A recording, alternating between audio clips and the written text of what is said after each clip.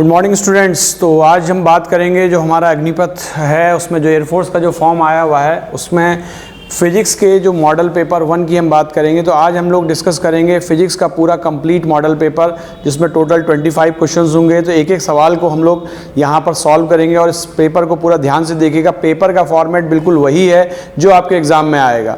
तो चलिए शुरू करते हैं अपना पहला मॉडल पेपर फिजिक्स का। और एक चीज़ मैं और बताना चाहूँगा कि अभी सीरीज में हम लोग कंटिन्यूसली मॉडल पेपर करेंगे फिजिक्स के, मैथमेटिक्स के, इंग्लिश के। तो इस चैनल को अगर आपने सब्सक्राइब नहीं किया है तो इसको सब्सक्राइब कर लीजिए ताकि आपको सारे मॉडल पेपर लगातार मिलते रहें। तो चलिए शुरू करते हैं हम अपना पहला मॉडल पेपर। तो देखिए पहला क्वेश्चन है, the unit of magnification is आवर्धन का मात्रक है। अब देखिए आवर्धन जो होता है या मैग्निफिकेशन होता है वो एक रेशियो होता है, आपको पता है, और रेशियो की कोई यूनिट नहीं होती है। ये आप सब लोगों को पता है कि आवर्धन या मैग्निफिकेशन क्या होता है, एक रेशियो होता है और रेशियो की कोई यूनिट नहीं होती है। तो अगर रेशियो की कोई यूनिट नहीं होती तो इसका आंसर क्या हो जाएगा, डी, नन ऑफ दीज। याद रखिए m नहीं होगा, m2 नहीं होगा और m-1 नहीं होगा। m उसका केवल और केवल क्या है, सिंबल है। तो ऐसे क्वेश्चन भी बहुत सावधानी से करने की जरूरत है। आवर्धन या मैग्निफिकेशन का कोई यूनिट नहीं होता because it is a ratio. Next करते हैं। देखिए नेक्स्ट क्वेश्चन कह रहा है, an object is placed at A distance of 12 centimetre from the pole of a concave mirror. The image is formed at a distance of 8 centimeter from the pole in the same side. Then find the focal length. एक वस्तु अवतल दर्पण के ध्रुव से 12 centimetre की दूरी पर रखी जाती है। इसका प्रतिबिंब इसके ध्रुव से 8 सेंटीमीटर पर उसी ओर बनता है। इसके फोकस अंतर की गणना करिए, मतलब फोकल लेंथ निकालना है। अब यहाँ पर देखिए u दिया हुआ है हमको, कितना दिया हुआ है, 12 सेंटीमीटर। अब साइन कन्वेंशन सभी लोग याद रखेंगे कि u ऑलवेज हम लेंगे नेगेटिव, तो u हो जाएगा हमारा -12 सेंटीमीटर। इमेज कहाँ बन रही है, उसी तरफ बन रही है, सेम साइड पर। तो सेम साइड पर बन रही है तो v भी नेगेटिव ले लेंगे, तो v हो जाएगा -8 सेंटीमीटर। मिरर फॉर्मूला लगा देंगे, 1/v + 1/u बराबर 1/f। ये हमारा मिरर फॉर्मूला हो गया। अप्लाई करेंगे, -1/8 -1/12 बराबर 1/f।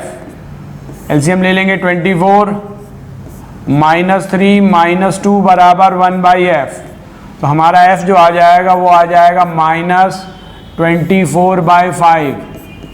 सिंप्लीफाई करेंगे -4.8 centimetre.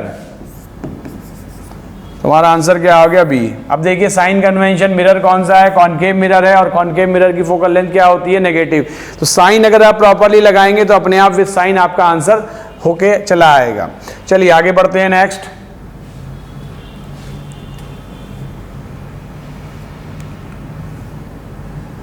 Greater in size than object virtual image is formed.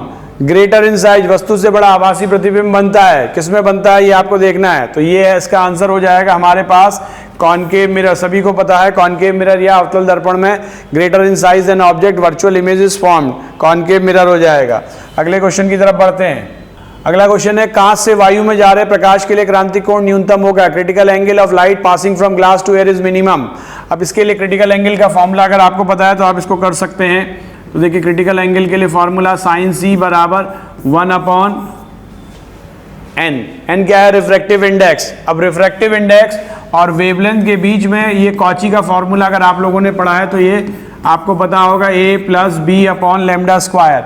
मतलब रिफ्रैक्टिव इंडेक्स और वेवलेंथ में इनवर्स रिलेशन होता है। अब हम सब लोगों को पता है VIBGYOR,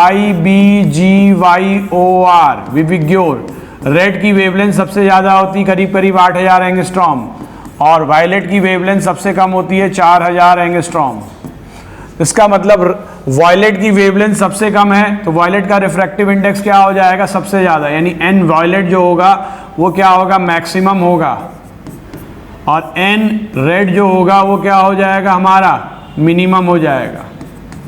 तो अगर मैक्सिमम है वायलेट के लिए और साइन सी क्या है, 1/n, तो अगर ये चीज़ मैक्सिमम होगी तो ये चीज़ क्या हो जाएगी, मिनिमम हो जाएगी। तो इसका आंसर क्या हो जाएगा, वायलेट या बैगनी रंग के लिए। ठीक है, नेक्स्ट क्वेश्चन पर आते हैं। If a lens is cut into 2 pieces perpendicular to the principal axis and only one part is use the intensity of the image. अब यहाँ लेंस को हम दो भाग में काट रहे हैं और मुख्य अक्ष के लंबवत यानी कि परपेंडिकुलर, इस तरीके से हम क्या कर रहे हैं, ये हमारी प्रिंसिपल एक्सिस है, हम इसको इस तरीके से क्या कर रहे हैं, कट कर रहे हैं। तो ऑब्वियसली इंटेंसिटी क्या हो जाएगी, आधी हो जाएगी, हाफ हो जाएगी, आधी हो जाएगी, याद रखिएगा। तो इसमें क्या हो जाएगी, 1/2 टाइम्स हो जाएगी। इंटेंसिटी क्या हो जाएगी, 1/2 टाइम्स, क्योंकि हम कैसे काट रहे हैं, परपेंडिकुलर काट रहे हैं। अगर हम हॉरिजॉन्टली काटेंगे यानी कि प्रिंसिपल एक्सिस के अलाउंग काटेंगे तो इंटेंसिटी या तीव्रता में कोई परिवर्तन नहीं होगा। ध्यान दीजिएगा इस क्वेश्चन पर। नेक्स्ट आगे बढ़ते हैं हम लोग, question number 6, the value of angle of deviation for greater wavelength.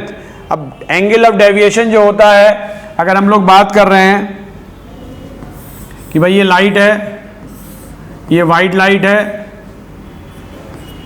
अब ये यहां से ये, तो अगर डेविएशन की बात करें तो यहाँ v होता है, यहाँ क्या होता है r। तो डेविएशन सबसे ज्यादा किस में होता है, वायलेट लाइट में सबसे ज्यादा डेविएशन होता है, यानी कि जिसकी वेवलेंथ ज्यादा होगी उसमें डेविएशन क्या होगा, कम होगा। The value of angle of deviation for greater wavelength, तो ये किसके लिए हो जाएगा, रेड के लिए डेविएशन आप देख रहे हैं सबसे कम है और वायलेट के लिए डेविएशन सबसे ज्यादा होता है, तो इसका मतलब क्या हो जाएगा, लेस हो जाएगा। नेक्स्ट है, a near sighted person uses a spectacle of lens of power -2D। एक नजदीक की जिसकी आंख कमजोर है यानी कि मायोपिया है, man can see the object at maximum distance without speckle. निकट दृष्टि से पीड़ित व्यक्ति -2D शक्ति के लेंस का चश्मे का प्रयोग करता है किसी वस्तु की वो अधिक दूरी जिस पर वो व्यक्ति चश्मे के प्रयोग के बिना देख सकता है। तो इसका मतलब हमको ये देखना है कि भाई चश्मे के बिना वो कितना देख सकता है। इसकी पावर कितनी दे रखी है हमको, लेंस की -2D दे रखी है। इसका मतलब यहाँ पर अगर हम फॉर्मूला लगाएं 1/v -1/u बराबर 1/f। अब पावर दे रखी है -2D, ठीक है, तो पावर होती है 1/f बराबर -2, तो f बराबर क्या आ जाएगा, -1/2 मीटर। सेंटीमीटर में रखेंगे तो 100 हो जाएगा, यानी फोकल लेंथ कितनी होगी, -50 सेंटीमीटर। अब बिना चश्मे के प्रयोग के देखना है, इसका मतलब ऑब्जेक्ट जो इमेज है वो कहाँ बननी चाहिए, इनफाइनाइट तक बननी चाहिए। तो इसका मतलब अगर मैं v इनफाइनाइट लूंगा तो -1/u बराबर 1/f, तो u बराबर आना चाहिए -f। f की वैल्यू कितनी है, -50, तो माइनस माइनस क्या हो गया, प्लस, यानी कितना आ गया, 50 सेंटीमीटर। तो 50 सेंटीमीटर वो मैक्सिमम दूरी है। अब यहाँ पर v मैंने क्या लिया है, इन्फिनेटिव लिया है, क्योंकि इमेज मुझे कहाँ चाहिए, वहाँ पर चाहिए। क्लियर है, ठीक है। किसी वस्तु की वो अधिक दूरी जिस पर व्यक्ति चश्मे के प्रयोग के बिना देख सकता है। तो f हमारा 50 सेंटीमीटर और u आ गया 50। तो यहाँ पर याद रखिए, जितनी फोकल लेंथ होगी उतनी ही दूरी तक आदमी क्या कर सकता है, देख सकता है। इस क्वेश्चन के लिए ये ट्रिक या ये शॉर्टकट है, इसे याद रखिएगा। जितनी फोकल लेंथ है, फोकल लेंथ हमारी कितनी आई, 50 सेंटीमीटर, तो उतनी दूरी तक व्यक्ति साफ साफ देख सकता है। चलिए आगे बढ़ते हैं। नेक्स्ट क्वेश्चन है हमारा, रिफ्लेक्टिंग टेलीस्कोप परावर्तक दूरदर्शी में प्रयोग किया जाता है। अब परावर्तक दूरदर्शी में हम लोग क्या प्रयोग करते हैं ये आपको बताना है। देखिए, दो तरह के टेलीस्कोप होते हैं, एक रिफ्रैक्टिंग और एक रिफ्लेक्टिंग। तो परावर्तक दूरदर्शी में हम लोग प्रयोग करते हैं उत्तल दर्पण यानी कॉन्वेक्स मिरर का। तो नेक्स्ट हमारा हो गया कॉन्वेक्स मिरर। नेक्स्ट हम आ जाते हैं आगे अगले क्वेश्चन पर अपने। The potential of earth is suppose as 0 because earth is a good. पृथ्वी का विभव शून्य माना जाता है क्योंकि पृथ्वी है एक अच्छी, सभी को पता है पृथ्वी क्या है, एक अच्छी क्या है, कंडक्टर है, क्योंकि इसकी कैपेसिटी क्या होती है, इनफाइनाइट होती है। इसीलिए इसका पोटेंशियल क्या ले लेते हैं हम, 0। Next, when a conductor is brought near A charge conductor the induced charge at near surface of the conductor. अगर हम किसी चालक के पास एक अन्य चालक को लाते हैं तो चालक के समीप वाले पृष्ठ पर प्रेरित होता है अपोजिट चार्ज। अगर हम प्लस चार्ज वाले को किसी न्यूट्रल के पास लाएंगे तो उस पर नेगेटिव चार्ज डेवलप होता है। आप लोगों ने पढ़ा होगा भाई, चार्जिंग के मेथड ये तरीके जो होते हैं 3 तरीके से होता है, फ्रिक्शन, इंडक्शन और कंडक्शन। तो इंडक्शन में हम लोगों ने देखा है, ये हम लोगों को पता है कि अगर हमको किसी बॉडी को नेगेटिवली चार्ज करना है तो उसके पास हम क्या लेके आते हैं, पॉजिटिवली चार्ज बॉडी, और अगर पॉजिटिवली चार्ज करना है तो नेगेटिव चार्ज। इसका मतलब इंड्यूस चार्ज जो होगा वो हमेशा क्या होगा, अपोजिट इन नेचर होगा। चलिए आगे बढ़ते हैं, जल्दी जल्दी हम लोगों को करना है ये पेपर। बिल्कुल उसी तरीके से कर रहे हैं जिस तरीके से हम लोग एग्जाम में करेंगे। When two capacitor are of 3 microfarad and another of 6 microfarad are connected in series and the combination is charge to a potential difference of 120 volt. ठीक है, यहाँ पर 120 वोल्ट है, रह गया है, इसके हिंदी में पढ़ सकते हैं। कि भाई दो संधारित्र हैं, एक 3 माइक्रोफैरेड का और एक 6 माइक्रोफैरेड का, इसको जोड़ के हमने 120 वोल्ट विभवांतर तक आवेशित कर रहे हैं, तब 3 माइक्रोफैरेड के संधारित्र के बीच विभवांतर कितना होगा। यहां पर हमारे पास दो कैपेसिटर हैं, एक 3 माइक्रोफैरेड का और एक 6 माइक्रोफैरेड का। अब दोनों हमारे सीरीज में जुड़े हुए हैं, ये 3 माइक्रोफैरेड है, 6 माइक्रोफैरेड है। इसमें पोटेंशियल ले लीजिए V1, इसमें पोटेंशियल V2। अब चार्ज दोनों में सेम होगा, इसमें भी Q होगा, इसमें भी Q होगा। क्यों होगा ये आपको पता है, क्योंकि कैपेसिटर को हमने किसमें जोड़ा हुआ, श्रेणी क्रम में या सीरीज में। तो हम लोगों को पता है Q बराबर क्या होता है, CV। तो अगर इसके लिए लगाएंगे तो Q बराबर यहाँ से हो जाएगा हमारे पास 3V1 और यहाँ से लगाएंगे तो Q बराबर हो जाएगा 6V2। इट मीन्स 3V1 बराबर 6V2, तो V1 बराबर 2V2 और टोटल पोटेंशियल हमारा कितना है 120 वोल्ट। तो V1 प्लस V2 हमको पता है कितना है 120 वोल्ट, V1 की जगह 2V2, तो 2V2 प्लस V2 बराबर 120 वोल्ट, तो V2 बराबर 120/3 यानी कितना आ गया 40 वोल्ट। अब हमको निकालना क्या है V1, तो V1 बराबर हो जाएगा 80 वोल्ट। 3 माइक्रोफैरेड पर हमारा कितना आएगा 80 वोल्ट आएगा। ठीक है, कॉन्सेप्ट ये है कि चार्ज जो रहता है सीरीज में क्या रहेगा, सेम रहेगा। ठीक है, चलिए नेक्स्ट आ जाते हैं। Commonly used fuse is made of, सामान्य रूप से व्यवहार किया जाने वाला फ्यूज बना होता है। अब सभी को पता है टिन एंड लेड मिक्सचर, इसका आंसर हो जाएगा डी। ये सब कॉमन क्वेश्चन है, इन सबको आपको ध्यान में रखना है।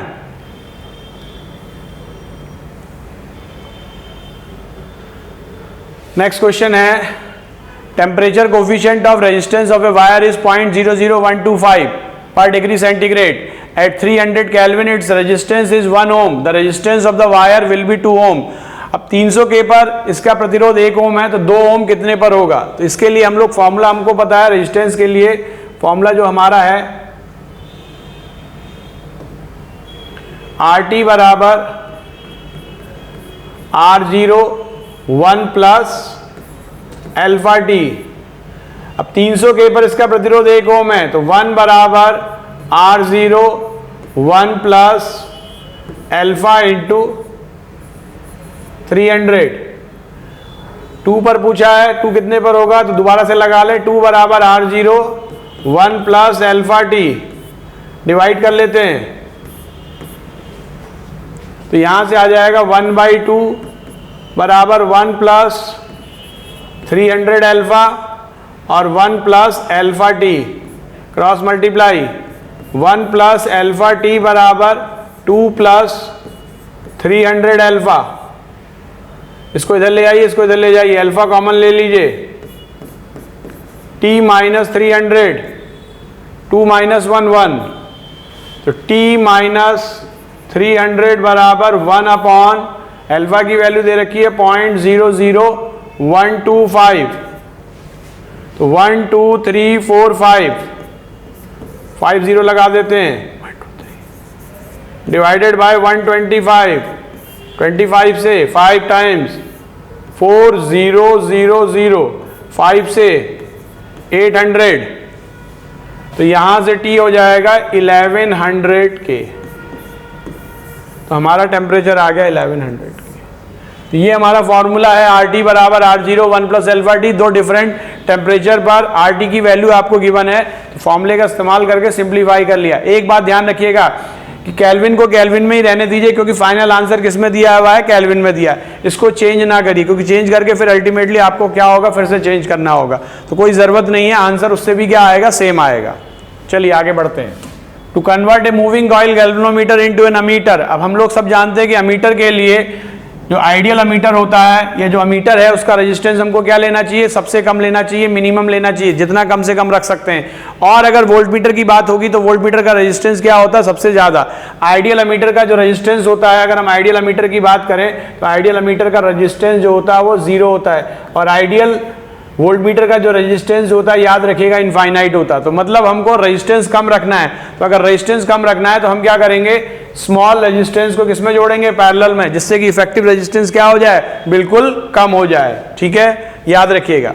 और अगर वोल्टमीटर में करना होगा तो हम क्या जोड़ेंगे, हाई रेजिस्टेंस को किसमें जोड़ देंगे, सीरीज में, सो दैट कि क्या हो जाए, रेजिस्टेंस क्या हो जाए, बहुत ज्यादा हो जाए। नेक्स्ट क्वेश्चन पर आ जाते हैं। The energy transform in electromagnetic induction, electromagnetic induction में एनर्जी का जो ट्रांसफॉर्मेशन है वो कैसे होता है? सभी को पता है कि इसमें मैकेनिकल से क्या होती है, इलेक्ट्रिकल एनर्जी में कन्वर्जन होता है। मैकेनिकल एनर्जी को हम इलेक्ट्रिकल एनर्जी में कन्वर्ट करते हैं। तो नेक्स्ट क्वेश्चन पर आते हैं अपने।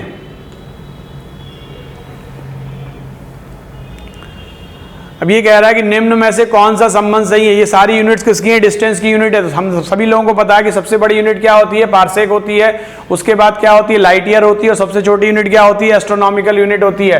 तो इसका आंसर क्या हो जाएगा? बी हो जाएगा। तो इसका आंसर हमारा हो जाएगा बी। सबसे छोटी एस्ट्रोनॉमिकल यूनिट, उसके बाद लाइट ईयर, उसके बाद हमारा क्या हो जाएगा? पार्सेक हो जाएगा। ठीक है, नेक्स्ट है ए वेक्टर दिया है 2i + 4j + 4k, B vector दिया है 4i + 2j - 4k। एंगल दोनों के बीच का निकालना है। तो फॉर्मूला हम लोगों को पता है cos थीटा बराबर, अगर थीटा एंगल है a dot b upon mod of a mod of b। सबसे पहले मॉड ऑफ a निकाल लेते हैं। तो मॉड ऑफ a हो जाएगा √2 का स्क्वायर 4, 4 का स्क्वायर 16 प्लस 4 का स्क्वायर 16, तो 36 मतलब कितना आ गया? 6। मॉड ऑफ बी निकाल लेते हैं। √4 का स्क्वायर 16, 2 का स्क्वायर 4, 4 का स्क्वायर 16, कितना आ गया? 6। अब ए डॉट बी, तो अगर डॉट प्रोडक्ट लेंगे आई और आई मल्टीप्लाई होते हैं। 2 4 जा 8, जे और जे 4 2 जा 8, और के और के 4 4 जा 16 -16 अपॉन 6 × 6, तो ऊपर आ गया 0, 0/36 यानी कि 0। अब अगर cos थीटा 0 है तो थीटा कितने डिग्री हो जाएगा? 90 डिग्री, π/2 या 90 डिग्री हो जाएगा। 90 डिग्री का मतलब क्या है? Both vectors are perpendicular. अब इसका मतलब a डॉट बी 0, यहां से कॉन्सेप्ट याद रखिएगा कि अगर a डॉट बी 0 आ रहा है तो इसका मतलब बोथ वेक्टर्स आर परपेंडिकुलर। ये शर्त है, कंडीशन है।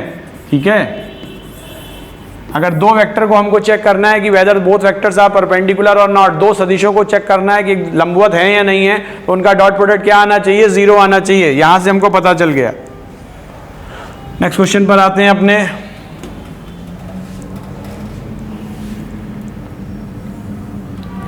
नेक्स्ट है speed time graph of a uniform accelerated motion. अब यूनिफॉर्म एक्सिलरेटेड मोशन है, ठीक है, इसका मतलब एक्सिलरेशन हमारा क्या है? कांस्टेंट है। तो अगर एक्सिलरेशन कांस्टेंट है तो ए बराबर क्या है हमारे पास? कांस्टेंट। तो ए अगर कांस्टेंट होगा तो ए को हम लिखते हैं dv/dt बराबर के। dv/dt हमारा क्या होगा? कांस्टेंट हो जाएगा, क्योंकि speed time graph of a uniform accelerated, uniform accelerated का मतलब है कि एक्सिलरेशन हमारा क्या है? कांस्टेंट है। तो अगर हम इसको इंटीग्रेट करें dv बराबर के dt, इंटीग्रेट कर दिया दोनों तरफ, तो v बराबर क्या आ जाएगा? kt आ जाएगा। यानी जो वेलोसिटी होगी वो टाइम के रिस्पेक्ट में क्या होगी? v बराबर kt, यानी कि दोनों के बीच में क्या होगा? एक स्ट्रेट लाइन होगी। अगर हम vt ग्राफ खींचे तो इस तरीके से आएगा, ये v है, ये t है, ये हमारी लाइन, और इसकी जो स्लोप होगी वो क्या हो जाएगी? k। ठीक है, तो इस सवाल को ध्यान से करने की जरूरत है। स्ट्रेट लाइन हो जाएगा हमारा। ठीक है, नेक्स्ट आ जाते हैं क्वेश्चन अपने।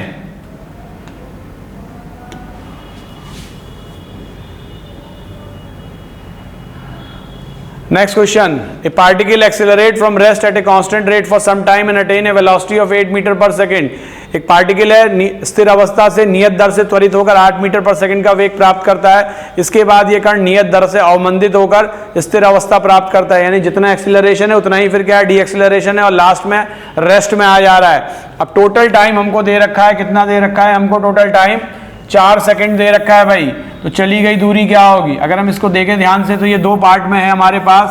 पहले पार्ट में u0 है और यहाँ पर दूसरे पार्ट में फाइनल वेलोसिटी 0 है।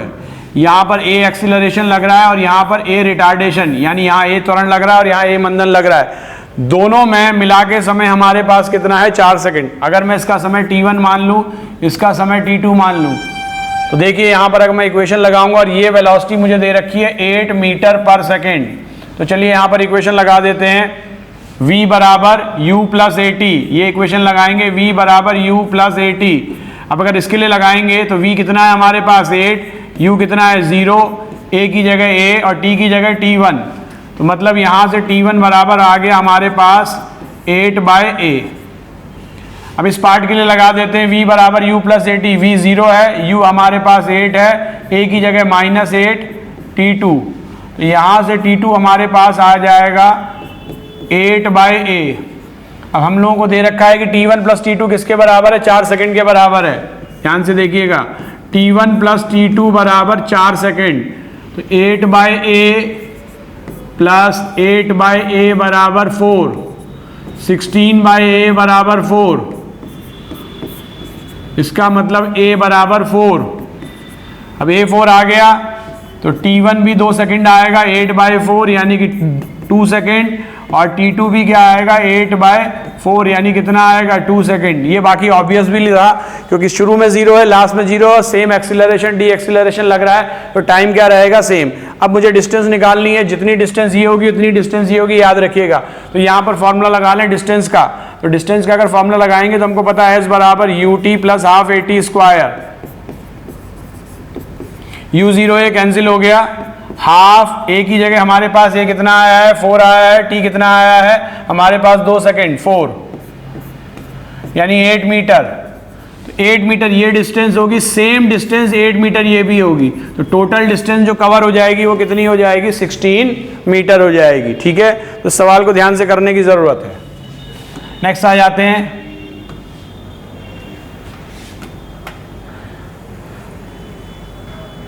नेक्स्ट है एक कांस्टेंट फोर्स लग रहा है किसी बॉडी पर, तो क्या चीज कांस्टेंट रहेगी। अब सिंपल है कि अगर हम फोर्स कांस्टेंट है तो F बराबर कांस्टेंट हमको दिया हुआ है, ध्यान से समझिएगा।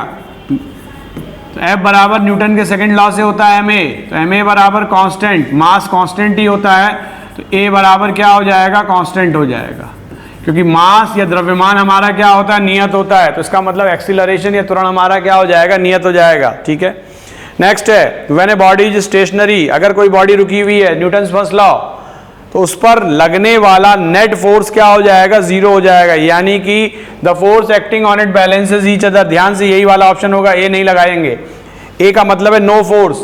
अब देखो अगर कोई बॉडी रुकी हुई है तो दो बातें हो सकती हैं, या तो उस पर कोई फोर्स नहीं लग रहा है या नेट फोर्स क्या हो रहा है 0। अभी हमको नहीं पता है कि वो रेस्ट में है कि मोशन में है कि क्या है उसकी स्टेट है, तो बेस्ट आंसर हमारे पास क्या है कि जितना भी फोर्स है उस पर जो लग रहा है वो एक दूसरे को क्या करेगा बैलेंस कर लेगा। तो ऐसे सवालों में थोड़ा ध्यान देने की जरूरत है। नेक्स्ट आ जाइए, if a body to move on a surface with a velocity of 20 metre per second, friction की वजह से वो रेस्ट में आ जाती है, कितनी डिस्टेंस कवर करके 40 मीटर, तो कोफिशिएंट ऑफ फ्रिक्शन क्या होगा। अब हम लोग जानते हैं कि अगर कोई बॉडी मूव कर रही है तो उस पर जो फ्रिक्शन फोर्स लगता है वो होता है बराबर म्यू आर, आर बराबर हम लोग सब जानते हैं mg होता है, न्यूटन सेकंड लॉ से F बराबर ma, तो ma बराबर म्यू mg, m और m कैंसिल हो गया, a आ गया म्यू g, यानी कि जो रिटार्डेशन या मंदन लगता है फ्रिक्शन की वजह से, घर्षण की वजह से, वो कितना होता है म्यू g होता है। अब यहाँ पर प्रारंभिक वेग या इनिशियल वेलोसिटी 20 दे रखी है, फाइनल 0 दे रखी है, डिस्टेंस आपको 40 मीटर दे रखी है, तो अगर हम इक्वेशन लगाएंगे v स्क्वायर बराबर u स्क्वायर माइनस 2as, तो v हमारा 0 है, u स्क्वायर का मतलब 400, 20 का स्क्वायर करेंगे 400 आ जाएगा, माइनस 2, a की जगह हो गया म्यू इंटू जी, जी की जगह हम लेंगे 10, और s की जगह डिस्टेंस हमको कितना दे रखा है 40 मीटर, तो यहाँ से हमारा म्यू निकल के आ जाएगा, म्यू बराबर हो जाएगा 400 अपॉन 2 इंटू 10 इंटू 40, 10 टाइम्स 10 और 10 कैंसिल 1/2, यानी कितना आ जाएगा 0.5। तो हमेशा याद रखिए अगर कोई गाड़ी सड़क पर चल रही है तो फ्रिक्शन की वजह से उस पर जो डी एक्सीलरेशन या मंदन लगता है वो कितना होता है म्यू इंटू जी होता है। ठीक है, चलिए नेक्स्ट करते हैं। A car sometimes overturns while taking turn when it overturn, कभी कभी मोड़ पर मुड़ते समय कार पलट जाती है, इस समय कार पलटती है, तो ये आउटर व्हील जो हो जाएगा लीव्स द ग्राउंड फर्स्ट, बाहर का पहिया जो है वो पृथ्वी से पहले उठता है, सीधा आंसर इसका यही है। अब escape velocity from earth is 11.2 kilometre पर सेकंड। कॉन्सेप्चुअल क्वेश्चन है, अगर हम 45 डिग्री पर फेंके वर्टिकल से तो एस्केप वेलोसिटी क्या होगी? तो अगर सभी ने पढ़ा है कि एस्केप वेलोसिटी और पलायन वेग ओरिएंटेशन से कोई मतलब नहीं होता, आप किसी भी एंगल पर थ्रो करिए उसकी वेलोसिटी सेम रहेगी, यानी इसका अगेन आंसर क्या हो जाएगा? 11.2 किलोमीटर पर सेकंड। ठीक है, नेक्स्ट है A ball whose kinetic energy is thrown at an angle of 45 degree, 45 degree दिया हुआ है, ठीक है, विद द हॉरिजॉन्टल। तो हाईएस्ट पॉइंट पर इसकी काइनेटिक एनर्जी क्या होगी? एक गेंद जिसकी गतिज ऊर्जा ई है 36 से 45 डिग्री के कोण पर फेंकी जाती है, उड़ान के उच्चतम बिंदु पर इसकी गतिज ऊर्जा क्या होगी? अब इस सवाल को ध्यान से समझिएगा। ये हमने एक बॉल फेंकी है, u वेलोसिटी से, इसका मास m है, ये इसका हाईएस्ट पॉइंट है, ये एंगल थीटा है, तो ये हॉरिजॉन्टल कंपोनेंट 36 घटक है u cos थीटा, ये vertical component u sin theta. यहाँ पर काइनेटिक एनर्जी E बराबर होगा half mu square. Highest point पर हम जानते हैं कि हॉरिजॉन्टल कंपोनेंट उतना ही रहेगा, वर्टिकल कंपोनेंट क्या हो जाता है? 0 हो जाता है। तो अगर हम यहाँ पर बात करें तो यहाँ पर काइनेटिक एनर्जी हो जाएगी हाफ, मास तो m रहेगा, u की जगह हमारी वेलोसिटी कितनी हो गई? u cos थीटा, इसका स्क्वायर करेंगे तो कितना आएगा? Half mu square cos square theta. Half mu square की जगह ये e डैश ले लिया, इसको क्या लिख सकते हैं? e। e डैश बराबर क्या हो जाएगा? e cos square theta. इस फॉर्मूले को रखेंगे याद कि हाईएस्ट पॉइंट पर जो काइनेटिक एनर्जी होती है वो होती है e cos स्क्वायर थीटा। अब थीटा हमको कितना डिग्री दिया हुआ है? 45 डिग्री, तो 45 डिग्री रख देंगे तो e डैश बराबर e cos 45 होता है 1/√2, 1/√2 का करेंगे होल स्क्वायर, तो आ जाएगा e/2। तो हमारा आंसर हो गया e/2। ठीक है, तो ये e/2 हो जाएगा। और लॉस पूछेगा कभी कि लॉस कितना हुआ, तो लॉस की अगर हम बात करेंगे तो लॉस हो जाएगा e sin स्क्वायर थीटा। दोनों ही चीजें याद रखिएगा, अगर लॉस पूछेगा तो लॉस होगा हमारा e sin स्क्वायर थीटा, और अगर पूछेगा कि भाई कितनी होगी तो हमारा हो जाएगा e cos स्क्वायर थीटा, जहां थीटा क्या है? प्रक्षेप कोण या एंगल ऑफ प्रोजेक्शन। तो ये हमारे 25 क्वेश्चंस कवर हो गए। आई होप आपको ये क्लियर हो गए होंगे सारे क्वेश्चंस। तो अगले वीडियो में फिर हम लोग मैथमेटिक्स, इंग्लिश इसी तरीके से सीक्वेंस में काम करते रहेंगे, जिससे कि ज़्यादा से ज़्यादा क्वेश्चंस आप अपने एग्जाम तक कर पाए। तो अगले वीडियो के में मिलते हैं, जिसमें हम कुछ मैथ्स के क्वेश्चन या इंग्लिश के क्वेश्चंस आपके साथ डिस्कस करेंगे। Thank you.